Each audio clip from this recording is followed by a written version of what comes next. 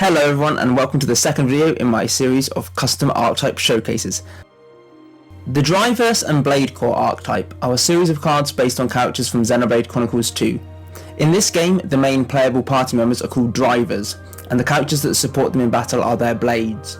In creating this archetype, I wanted to mirror the gameplay of Xenoblade Chronicles 2 by having the Bladecore monsters support the Driverse by battling side by side with them. The most natural fit to this in Yu-Gi-Oh! Are the Xyz monsters, with the driver up front and their loyal blades as material. In Xenoblade 2 though, in order to bond with the blade, you must first resonate with its core crystal to summon it. This ritual is practiced throughout the world of All West to bond blades to drivers, so naturally the Bladecore monsters had to be ritual monsters. With these foundations in place, I set out to design a fully functional and effective strategy utilising the Driverse monsters in your extra deck as ritual material for the Bladecores, and then using the newly summoned Bladecores as Xyz material for your Driverse monsters in your graveyard, creating a symbiotic relationship between the different classes of monster, akin to the relationship between Driver and Blade in the original game. To start with, let's take a look at the archetypal field spell, All West, the Great Cloud Sea. Driverse Xyz monsters you control that have the same attribute as at least one of their materials gain 500 attack and are unaffected by opponents' card effects that activate in the hand or graveyard. You can only use each of the following effects of All West, the Great Cloud Sea once per turn. During your main phase, you can reveal one Bladecore monster in your hand, shuffle it into the deck, and add one differently named Bladecore monster from your deck to your hand. Then you can send one Driverse Xyz monster from your extra deck to the graveyard with the same attribute as the shuffled monster. During your opponent's main phase, quick effect, you can activate one ritual spell from your hand. If this card is in your graveyard, you can add this card from your graveyard to your hand, then send one card from your hand to the graveyard. So this field spell does a lot of things, and quite honestly, if you want to win the game, it all rests on this card. That wasn't funny. Its first effect to just buff up your Driverse monsters that have the same attribute as their material is nice, doesn't really play into many things, but to give your monsters blanket protection from opponents' card effects from the hand and graveyard can be nice at shutting out some hand traps. There's a lot of things that activate in the graveyard to remove things from the field, so this card can protect you from that. So let's say you're playing like a Dogmatica deck, and I'm just thinking like of a similar deck to this, and they send a Nitist to the graveyard or anything to the graveyard that then triggers an effect in the graveyard. All your guys are safe from that as long as they've got a material that matches their attribute. Its main effect though is to obviously change one Bladecore in your hand for another Bladecore in your deck, and sure, you're going even on an advantage in what you add to your hand, but what you're really plussing in is being able to send a Driverse Xyz monster from your extra deck to the graveyard. Now all of them have effects that trigger when they're sent from the extra deck to the graveyard, which we'll get into a bit later, so this is a really good way of generating advantage through getting your graveyard set up and then allowing you to potentially search even more so you can really start your plays. It also obviously has the effect during the opponent's turn to be able to allow you to use one of your ritual spells from your hand to be able to make one of your ritual monsters on the opponent's turn. And then its final effect is just a bit like Orchestrated Babel. If it's in the graveyard, you just add it back to your hand, then send one card from the hand to the graveyard. Simple way of recurring the card that's kind of balanced.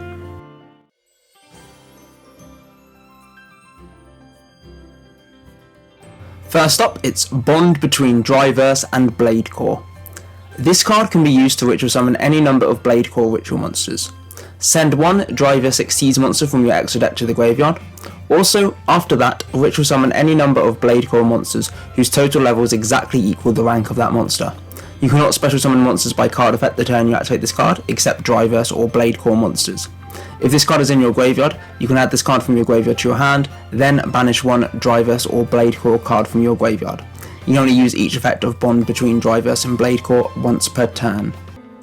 A driver and blade are one in body and soul. As mentioned earlier, all Driverse Xyz monsters have effects that trigger when they're sent from the extra deck to the graveyard. We'll get into the exact specifics of those later. So Bond between Driverse and Bladecore is a great way of dumping a good couple from your extra deck, summoning a couple of ritual monsters, and plussing to infinity basically. So the Bladecores run from levels 2, 3, 4, 5, 6 and 7, and likewise the Driverse Xyz monsters go from ranks 2 to 7. So ideally with this you want to be sending the rank 7 Xyz monster to summon the level 3 and the level 4, or the level 2 and the level 5, or you could send the rank 6 to summon the level 2 and the 4, or 2 3s. Or in a pinch, you can obviously just use this to send one to summon one, if your hand isn't malleable enough that you can just dump one from the extra deck to the graveyard to summon multiple. It also has a nice recurral effect, so if it's in the graveyard, you can just banish one of your Drivers or Bladecore cards from the graveyard to add it back to your hand, setting it up so you can either Ritual Summon using it on the opponent's turn, or when it comes back to your turn, you can Ritual Summon with it then. Driverse Synergy is their next ritual spell. This card can be used to Ritual Summon any Bladecore ritual monster. Send one Driver Succeeds monster from your extra deck to the graveyard, or if your opponent controls a monster, you can banish one monster from their graveyard instead. Then Ritual Summon one Bladecore ritual monster from your hand or graveyard with the same attribute as that sent or banished monster. You cannot special summon monsters by card effect the turn you activate this card, except Drivers or Bladecore monsters. If this card is in your graveyard and you control a ritual monster and an Xyz monster, you can add this card from your graveyard to your hand. You only use each effect of Driverse Synergy once per turn. So, through synergy with Fire Element of Morag, power of arts is amplified. So, Driverse Synergy is a bit more limited than the bond between Drivers and Bladecore in that you're maximum only ever going to summon one ritual monster out of this, but it does have some really cool applications, especially at disrupting the opponent. So it's very easy to add this card back to your hand because you're pretty much always going to have the ritual monster and Xyz monster on the field when you end your turn, so it's very easy to recur this card back to the hand. And then if you have all rest set up, come the opponent's turn, you have the ability to quick effect banish a monster from their graveyard to use for one of your ritual monsters that's in your hand or graveyard. So that can be really good at disrupting the opponent's playline. If they rely on a certain card being in the graveyard, you can yoink it out of there, summon your powerful Bladecore monster, pop off, or of course you could just use it to dump one of your Driver Succeeds monster from the extra deck if that's a better playline. Either way though, it does give some flexibility. It also innately lets you ritual summon your monsters from the graveyard, so if you've got some Bladecores lying about there, you can actually recur them with this, summon them back out to the field and profit from there. That make no difference. We go where profit goes. The final ritual spell is Driverse Recovery. This card can be used to ritual summon any number of Bladecore ritual monsters, banish any number of Drivers Xyz monsters from your graveyard. Also after that, ritual summon any number of Bladecore monsters whose total levels exactly equal the ranks of those monsters from your hand or graveyard. You cannot special summon monsters by card effect the turn you activate this card, except Drivers or Bladecore monsters. If this card is in your graveyard and you control no monsters, you can add this card from your graveyard to your hand. You only use each effect of Driverse Recovery once per turn. So this card is a little bit more situational than the other two, and this is why I would stipulate that you probably only want to play one or two of this in your main deck builds, if this was like a real archetype. Basically, this is your main recovery tool, Obviously. where you can use your Drivers monsters that are populating your graveyard as your material to bring back any number of Bladecores either from your hand or graveyard, as long as their levels exactly equal the ranks of the banished monsters. So it's a really good way of recovering advantage. If your whole field gets decimated and you're still in the game and you've got a Driverse Recovery in hand, obviously, or even in graveyard because you can add it back to your hand for free if you've got nothing on the field, then you can just use that graveyard as a massive resource, summon back as many Bladecores as possible, and hopefully be able to accrue some advantage there, or maybe even win the game from that. So this is a good way of turning around bad situations. So it's a good card to run at 1 or 2, but maybe not as good as the other two in terms of the flexibility and ease of use of that. Now let's move on to the monsters for this archetype. For the first ritual monster, we have Haze, Bladecore of Ardent Kindness. Is everyone ready? She's a level 2 wind spellcaster who can be ritual summoned using any Driver's ritual spell. She has 2 effects, both of which are hard once per turns. If this card is ritual summoned, you can target one Driver's or Bladecore monster in your graveyard. This card's level becomes equal to that monster's level/rank. During the main phase, quick effect, you can activate this effect. Ritual summon one Bladecore ritual monster from your hand or deck by tributing monsters from your hand or field whose total levels equal or exceed the level of the ritual monster. All I have is yours to command. Essentially, Haze is Megalith Fool for the archetype. She's a level 2, so very easy to access. On summon, basically turns her level into whatever you've sent to make her, and then she can quick effect ritual using herself to make anything else from your deck, or even a card in your hand to make one of your rituals from the deck. Very flexible, mandatory at 3. This is the card you'll be sort of making and enabling use to sort of also wombo off and be able to get into some of your ritual monsters in the opponent's turn if all rest is destroyed or disrupted. So a very powerful start to the archetype. I feel a bit bad about hurting them. Her corresponding Driverse monster, like in the games, is of course Laura. We're even the same dress size. Laura, Driverse of the Golden Country, is a rank 2 Wind Warrior Xyz requiring 2 level 2 Bladecore monsters, although you're never going to summon any of these Xyz monsters traditionally. If this card or another Driverse Exceeds monster you control will be destroyed by battle or card effect, you can banish one Driverse or Bladecore monster from your graveyard instead. You can only use each of the following effects of Law, Driverse of the Golden Country once per turn. Now this first effect is something that every single Exceeds monster shares, where once per chain, if a ritual monster is special summoned while this card is in the graveyard, you can Exceed summon this card from your graveyard by using that ritual monster as material. This is essentially the Paleozoic text. I've just kind of copied that and changed it slightly to apply to ritual monsters. So once you ritual summon a monster, even if this is the card that you sent to the graveyard as the material, any of the Driverse monsters in the graveyard that you have at that time can chain onto that. You can only do one of them per chain. They'll chain, they'll activate, and they'll summon themselves back from the graveyard and then attach that Bladecore that was summoned to itself as material. As a bonus, they also count the opponent's ritual monsters as summoned, so if you're playing like a ritual mirror match or you're against another ritual deck, you can utilize these Driverse monsters in the graveyard to be able to yoink the opponent's ritual summoned monsters and use them as material. Its other effect is, if your opponent activates a spell, trap card or monster effect, quick effect, you can detach one material from this card, negate that card or effect, and if you do, shuffle that card into the deck. And also, if this card is sent from the extra deck to the graveyard, you can send one Driverse Exceeds monster from your extra deck to the graveyard. I couldn't do it without Hazel's power. So, like with Haze, Law is a bit of a jack of all trades and one of the core fundamental cards of the archetype. Obviously she's at the lower end of the ranks, so in terms of using her as ritual material from the extra deck, she's a bit harder to use because you're not really able to use her for the Driverse synergy unless you've got the Haze in hand or graveyard. But of course you also have the flexibility of being able to dump her using All West if you shuffle a Haze back from your hand into your deck.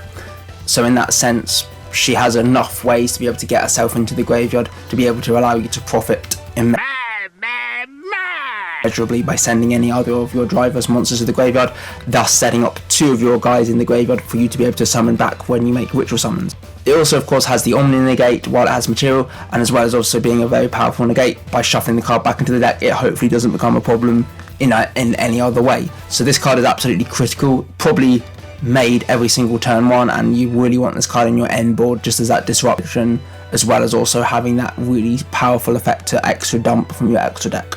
Things can change. There's always hope. For our level 3 ritual monster we have Poppy, Bladecore of Boundless Possibility. How may I be of service, Master?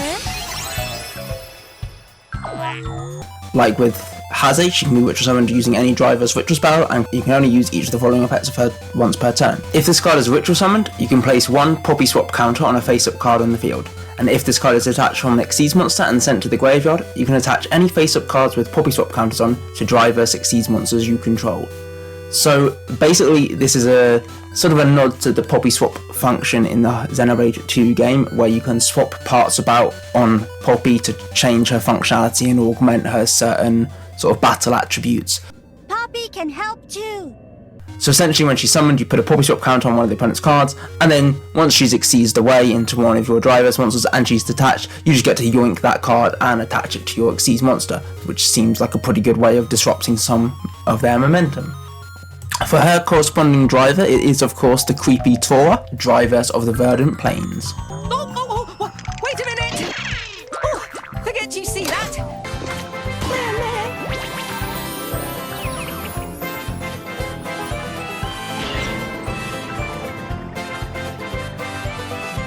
He's a rank 3 Beast Exceeds monster that's Earth Attribute, requiring 2 level 3 Bladecores, although that will never be the case. This card cannot be destroyed by battle while it has material, and then, like with Laura, you can only use each of the following effects once per turn. It has its once per chain ability to Exceed summon itself back from the graveyard, and then as its 2 main on the field effects, during the main phase quick effect, you can target one other Driverse Exceeds monster you control, attach this card to that monster as material, transfer any materials this card had to that monster, and if this card is sent from the extra deck to the graveyard, you can special summon one Bladecore monster from your graveyard. Tora think it's amazing how Driver and Blade join spirits together to make big power. Now he's not quite as flashy as some of the higher ranked Driverse monsters or even Law in the sense of what he can do to disrupt the opponent, but this card enables a lot of good play for yourself.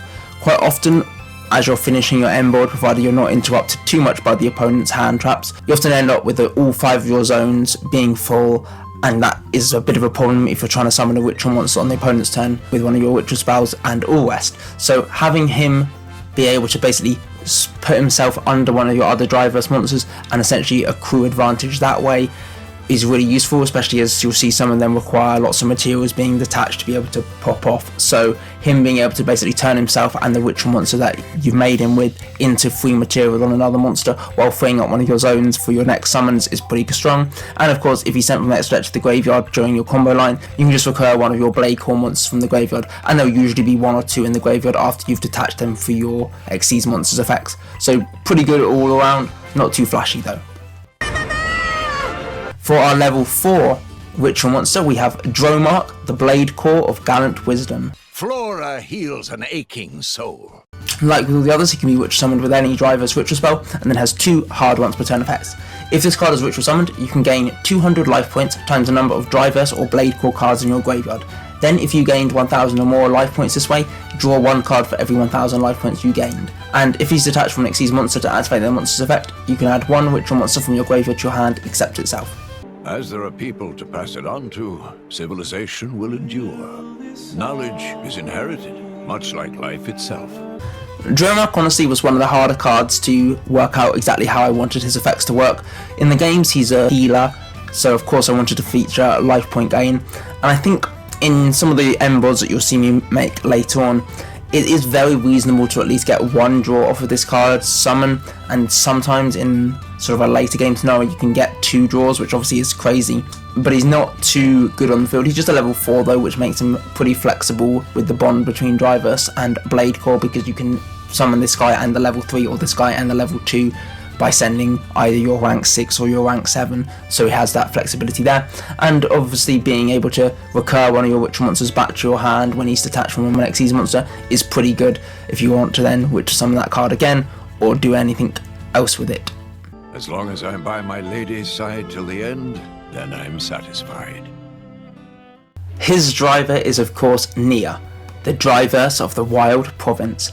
Here I come, ready or go Motty. She's a rank 4 water beast warrior monster requiring 2 level 4 Bladecores, or of course being able to summon herself when you make one of your other ritual monsters. She has the continuous effect where during each standby phase, as long as she's on the field, you'll gain 500 life points for each Driverse and Bladecore monster you control. This can be quite funny to win in time, but mostly again is representative of the fact that she's a healer in game.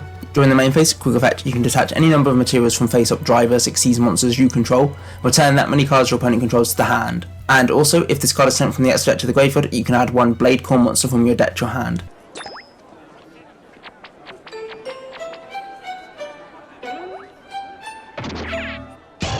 What the bloody hell is this? Don't tell me this is meant to be me. A remarkable likeness, to say the least. Oi, did you see something? No. I fear they may have conflated our countenances, my lady. How very awful.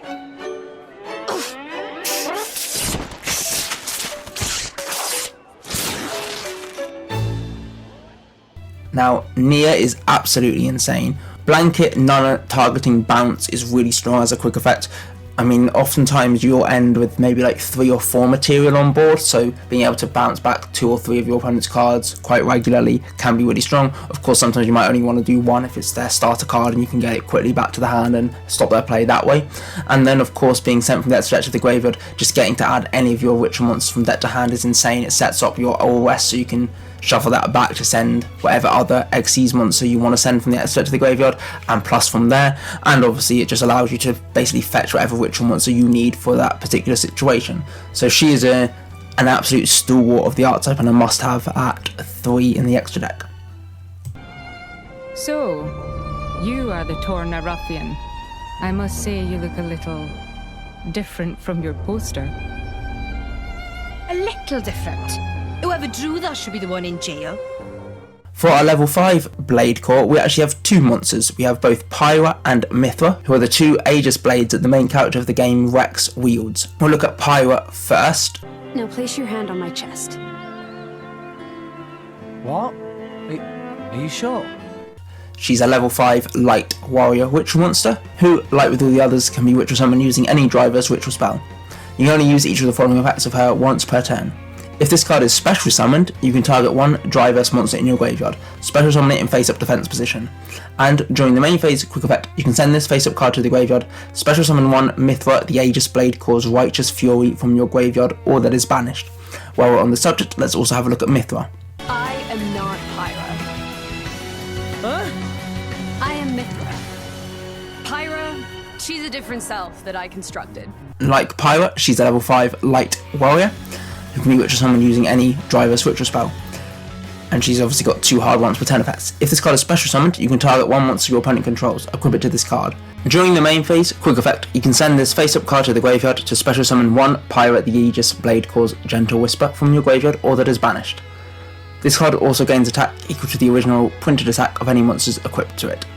So these two of course are a double act, and to represent the ability that they have in the game where they're basically the same person that just shifts kind of personality, so Mithra being the more outgoing, energetic personality and Pyra being the more reserved, introverted personality, you've of course got their two sort of effects to represent that. Mithra being hard-hitting, go-getting, furious, she goes in, summons herself, grabs one of the opponent's monsters, equips it to her, grabs its attack points as well.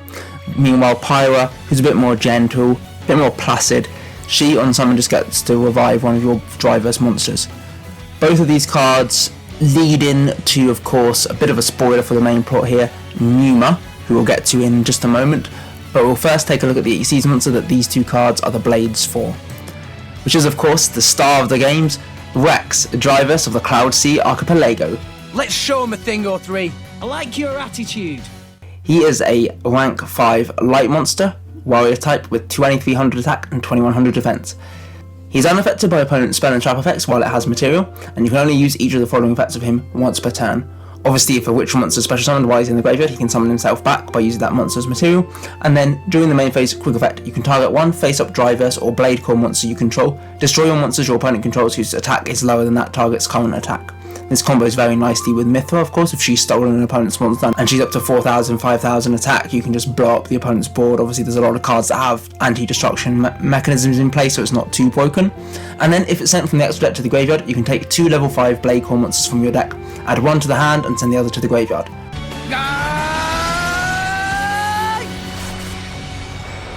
Take this! Yeah! You'll likely be sending this card to the graveyard either with All West or with the first Witcher's Bell bond between Driverse and Bladecore, and then when you do, you obviously get to add either the Pyra or the Mithra to your hand and send the other to the graveyard, setting up some future plays, potentially the ability to Witcher summon the one that you sent to the graveyard out using the Driverse synergy or with Recovery. Then there's only one choice. I'm in. Let's go to Elysium. I'll take you there myself. Now, as I alluded to earlier, there is one other card related to Pyra and Mithra for the archetype, and that is of course their true form, Pneuma, represented here as Pneuma Ascended Aegis Bladecore.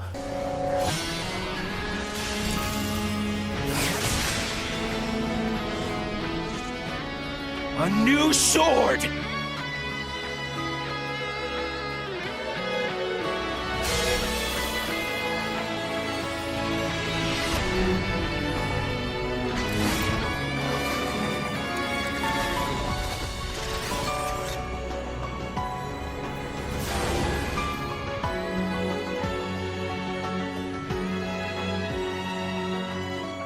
As a level 10 light warrior effect monster, she's the only monster in the archetype that is not a ritual or Xyz monster. She cannot be normal summoned or set. During the main phase, if both Pyra and Mithra have been special summoned this turn, quick effect, you can special summon this card from your hand. While you control a ritual monster, this card cannot be destroyed by battle. Also, each time your opponent activates a monster effect, all face-up monsters your opponent controls lose 300 attack. While you control an Xyz monster, each time your opponent activates a monster effect, this card gains 300 attack. This card is unaffected by card effects while it has 4,000 or more attack. You can only use one of the following effects of Pneuma Ascended Aegis Bladecore once per turn, and only once that turn. If this card is special summoned, you can return one card on the field to the top of the deck. Quick effect, you can banish this face-up card, special summon one each of Pyra and Mithra from your graveyard or that are banished.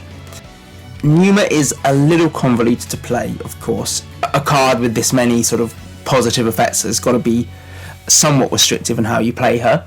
So essentially you need to have summoned both Pyra and Mithra on the same turn, which obviously can be a bit complicated to do on your first turn because you've got to be able to engineer a scenario where you ritual summon them both. Obviously, once they've both been ritual summoned once, it's very easy to tag one into the other and then the other into the other using their own special summon effects. So as long as you've ritual summoned both a Pyro and a Mithra and have access to one of them on the field and one in the graveyard, you can then tag one on the field to the one to the graveyard, then the one in the graveyard back to the one in the field, and then you can summon out the Pneuma from the hand. So the idea for this is basically you're trying to get Pyro and Mithras into rotation during your turn, and then for the opponent's turn you swap between a couple of them, and then you go bam and you drop Pneuma right at the end of the chain, summon this big card, bounce one of the opponent's cards on the field to the top of their deck, and then as they use monster effects she slowly builds in power, and once they've used 3 effects and when she's been on the field she then becomes unaffected by all effects. So essentially she's a sort of a ticking time bomb of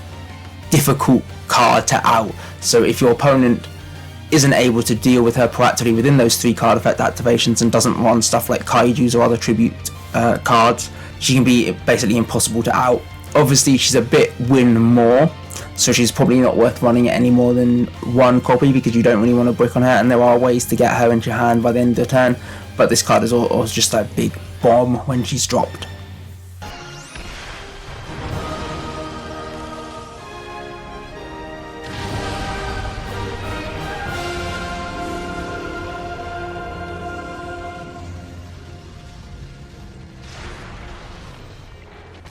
We're going to look at the level 6 Bladecore monster, which is Pandora, Bladecore of Shining Justice.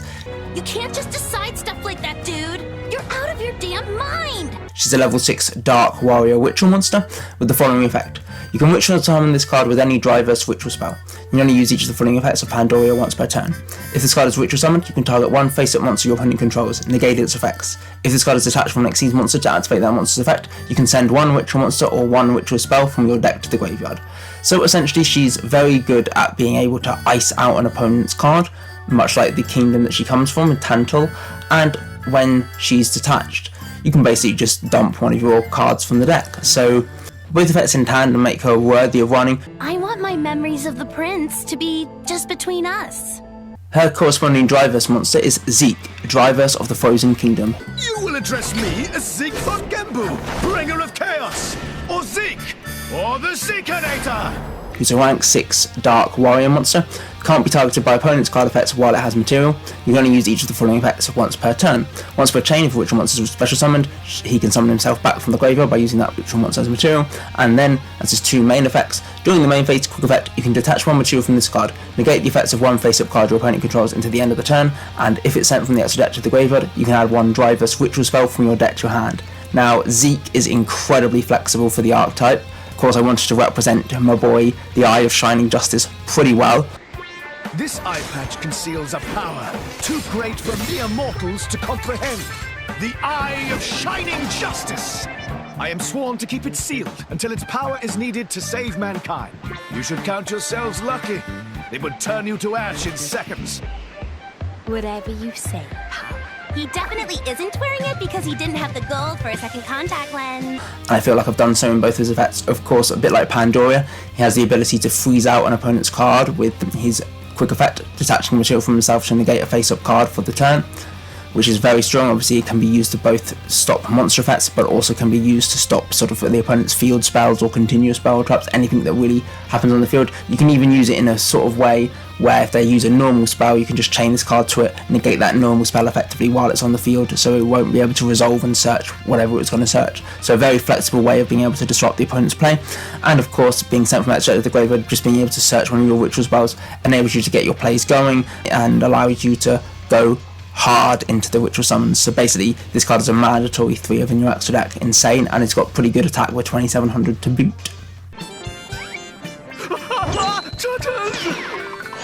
Handling a man's turtle. For our last Bladecore monster, we have Bridget, Bladecore of Burning Duty. I'm Bridget, but I hardly needed to introduce myself to you, did I? She's a level 7 fire monster with 2800 attack, 1100 defense, and of course the usual ritual stipulations, where she cannot be ritual summoned by any driver's ritual spell, and she has 2 hard once per turn effects. If it's ritual summoned, you can target spell traps from the field up to the number of driver's monsters in your graveyard, banish them, and then if this card is detached from an Xyz monster and sent to the graveyard, you can add 1 ritual spell from your graveyard to your hand. So the first effect is very strong spell trap removal. Quite often you'll end up with maybe 1, 2 or even 3 driver's monsters in your graveyard through the way that your turn happens to play out, and just being able to convert that into tangible banishment of opponent spell traps is really strong. And then of course being detached from an Xyz monster and sent to the graveyard, just getting to net back one of your ritual spells for free without having to pay the cost of one of its effects or meet one of its restrictions in recurring itself. I can provide my own warmth. You can stay close to me if you like. Our final driver is of course Brigid's driver, Morag, the Driverse of the Scorching Wastes.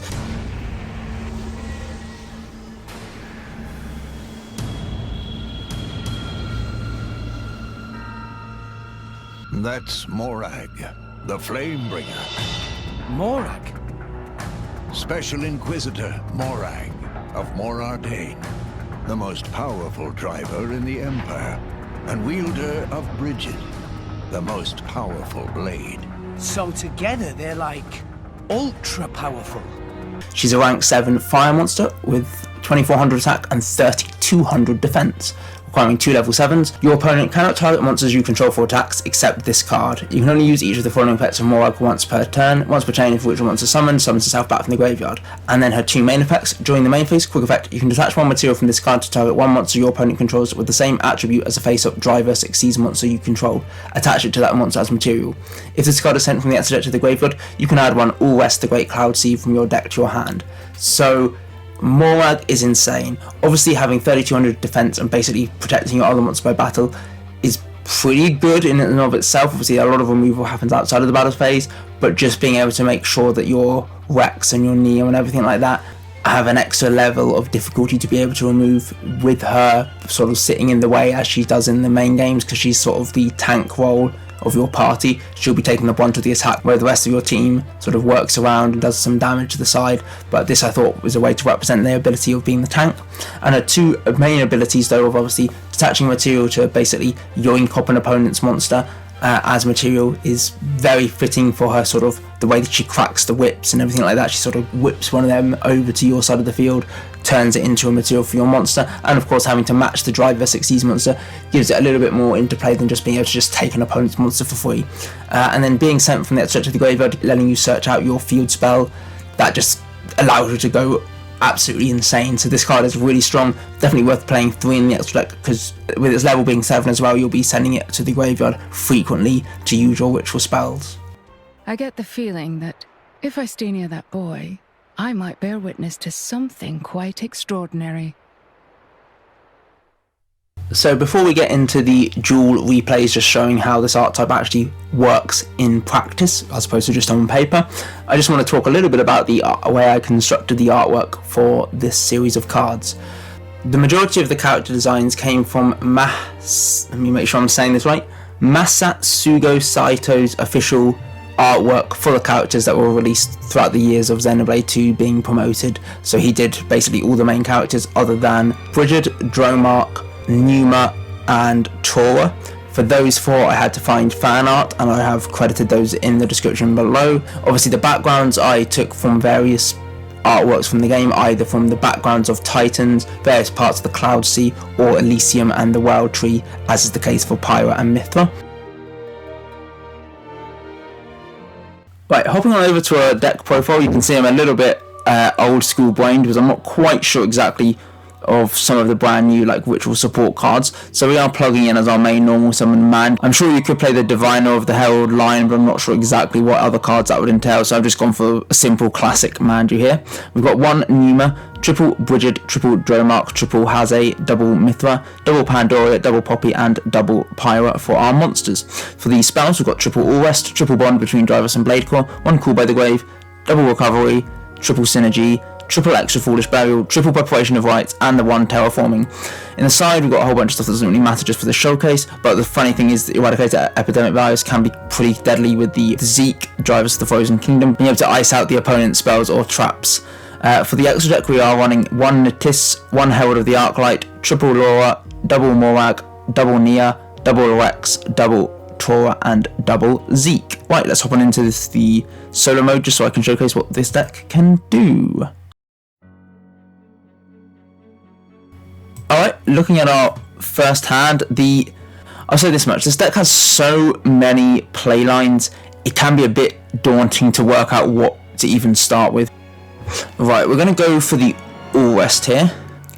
We're going to declare that, put the Pirate into the deck, grab ourselves, in this case we probably want the Haze, and then we get to then send our light extra deck monsters to the graveyard. So we'll send Rex to the graveyard, and with that we can grab ourselves a Pyra and the Mithra straight back. We'll probably put the Mithra in the grave for now and Pyra to the hand. We're going to fire off the extra Foolish Burial here, paying half our life points. Alright, so we'll send Zeke to the grave, and Zeke means we can now grab any Driverse Ritual spell from our deck to the hand. I think in this case Bond is probably the best. So now we've got a couple of options. We can either go for the Poppy and Haze by sending Rex, but we've already used his hard once per turn effect, or we can go for the Pyra and the Haze by sending Morag, which is what we are going to end up doing. So we're going to go for the Bond here. We'll send Morag and special summon Pyra and Haze. We can't trigger Pyra's effect here because all of the Driver's monsters in the graveyard have not been XC summoned yet, so she's not able to revive one. We can go Haze 1, we'll go Zeke 2, we'll go Morag 3 to add an All Rest from deck to hand, and so this will resolve, so we'll get All Rest to hand from the Morag.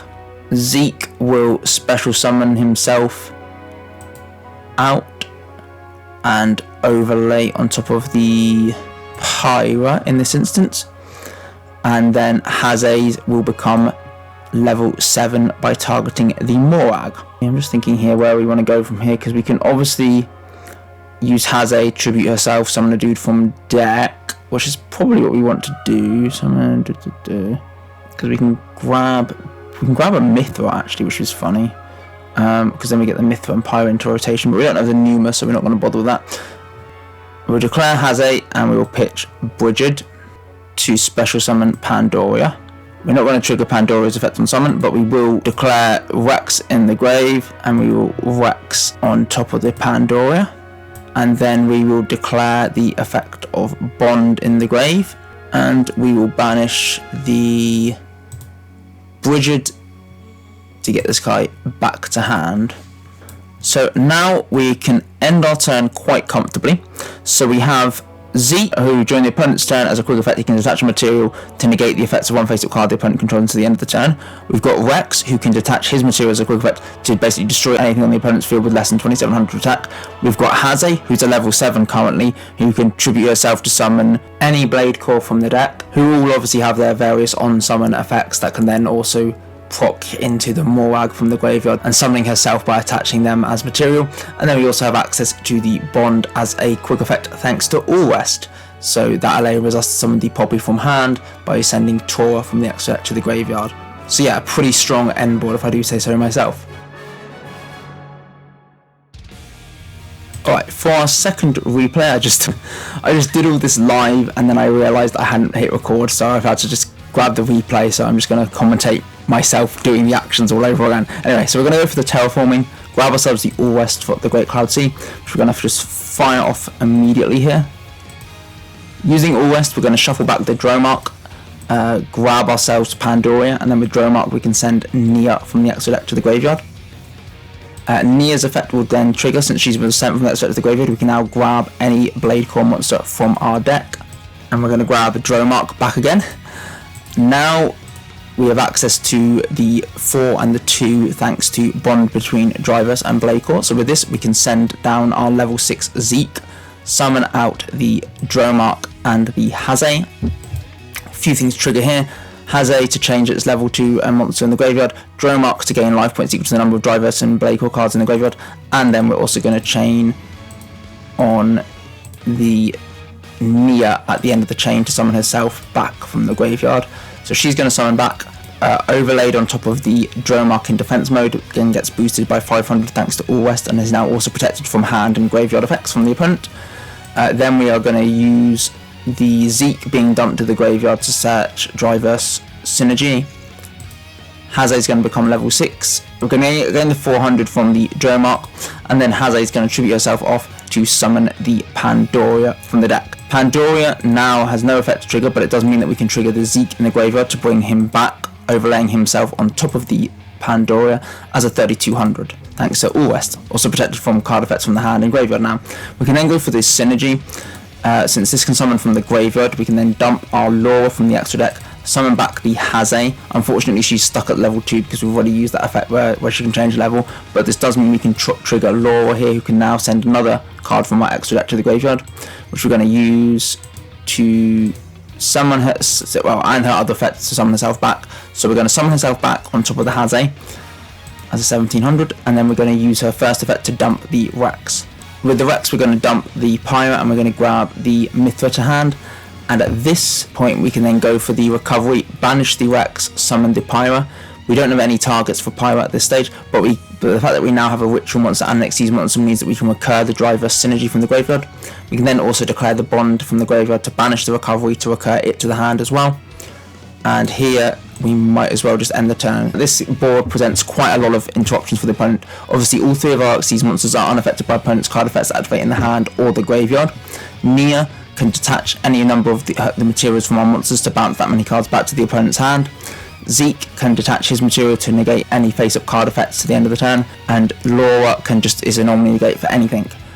We also have access, thanks to All West, to the quick effect of Ritual Spell from our hand, which we can either use to do Bond, which we can use to dump a Rex or a Zeke from the extra deck to summon the Pandoria or the Mithra. If we summon the Mithra, obviously that means we can then take one of the opponent's monsters. If we summon the Pandora, that's another negate of a card effect on the field. Or we can go for Synergy, or we can use Synergy, which basically does the same thing as Bond between Driverse and Bladecore in this scenario, or it can be used to get rid of a card from the opponent's graveyard, but essentially allows us to get into Mithra or the Pandoria. And then since we would have summoned both Pyra and Mithra, wherever we put to the graveyard to summon the other one, we can recur that either that Rex or that Zeke on top of the Pyra, and then once that material is detached, we can then do the lines between Mithra and Pyra, swapping between themselves, so Pyra can then get us another summon of a Driverse monster. So that's another pretty powerful end board. Now I suppose I should talk a little bit about Xenoblade Chronicles 2 and what the game sort of means to me, I suppose, given I did a similar segment in Fire Emblem the Sacred Stones custom Archetype video, link above. So I've been a Xenoblade fan since the very first game got localized in the UK, Xenoblade Chronicles, back on the Wii, and whilst I've got plenty to say about that game, I'm just going to skip to obviously Xenoblade 2 coming out.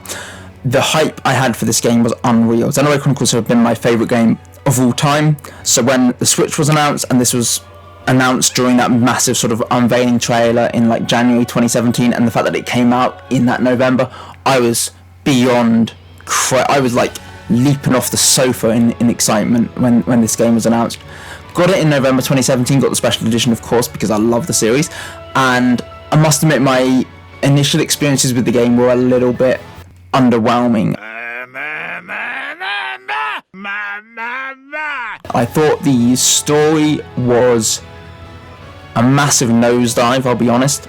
The characters, whilst generally likeable, suffered a lot of anime cliche tropes, like the girls were mostly over-designed sexually. There was a lot of just weird ickiness with Tora. Even some characters I liked, like Nia, had the weird line about calling Zeke a one-eyed monster. You one-eyed monster! Nia, you do know one-eyed monster usually means... Huh? And there's like random camera cracks, characters getting slapped. Mithra, why are you blushing? Shut up! Instances of women waking up in the boys' bedrooms and people putting hands on people's boobs, and it just felt like the first game was so pure and avoided all of those dumb cliche tropes that this game decided it was going to lean into. It felt very much at odds with the serious narrative of the first game. What are you doing in my bed? Wait! Get out! Interloper! Monster! Wait a minute, would you? Ow! You're the one in my room. The guy's room, see? Huh?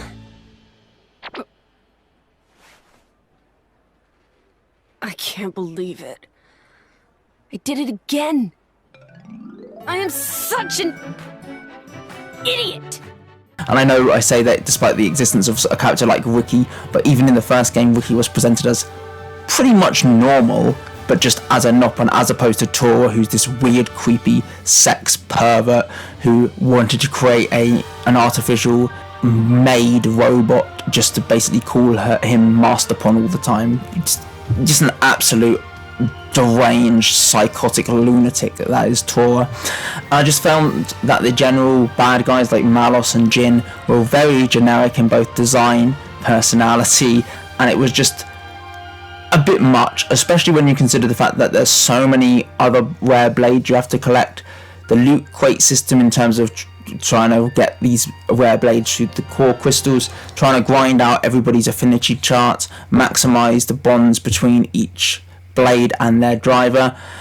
The game was just a bit too much, and I went into it very full on, and I spent a good portion of time in the game just basically buying 99 of the same food item and pressing A over and over again, just feeding it to the certain blades so to get them to like me, just so I could move on to the next target of that. And it was a tough experience. It was not something I enjoyed disliking, but over time I've actually kind of warmed up to it. I think if you strip away some of the erroneous side content of the game, which obviously kind of bulked out my first playthrough, which was quite bad, and you just stick to more of the story and maybe doing a couple of the rare blade things, there's a lot in this game to love. The battle system is fantastic. It starts off really slow, but eventually once you get 3 blade arts in rotation and you're able to swap between your different blades, it's really cool. I do think they botched the job where they made it almost too complex in the fact that you can basically have any character paired with any blade, and there's almost too many combinations you can do, as opposed to making characters more focused on being good in one area. There's a lot of unnecessary waffle in this game, but if you focus on like your core blades, your core story characters and stuff like that, and you just go through the story and play that as it is, your actual attachment to the world, I would actually say, is stronger. When I played this the second time and was just basically playing it story focused, I felt more attachment for the characters, I felt more care about what happened to them, and I actually got more invested in the villains of the story in terms of understanding their motivations a bit better. Whereas in the first playthrough, they just kind of felt a bit generic, and I kind of forgot a lot of what they were doing because I was doing all the monotonous side quests. But the thing that really makes this game a masterpiece are the environment and the musical score. Like, I know I've just listed loads of bad things about the game, like why on earth have I made an Archetype? Why on earth have I dedicated this much time to it? It's because there's something fundamentally amazing about the world design and the score. Like, you've heard plenty of the songs from the soundtrack that I've been playing throughout this video, and it's a banger after banger.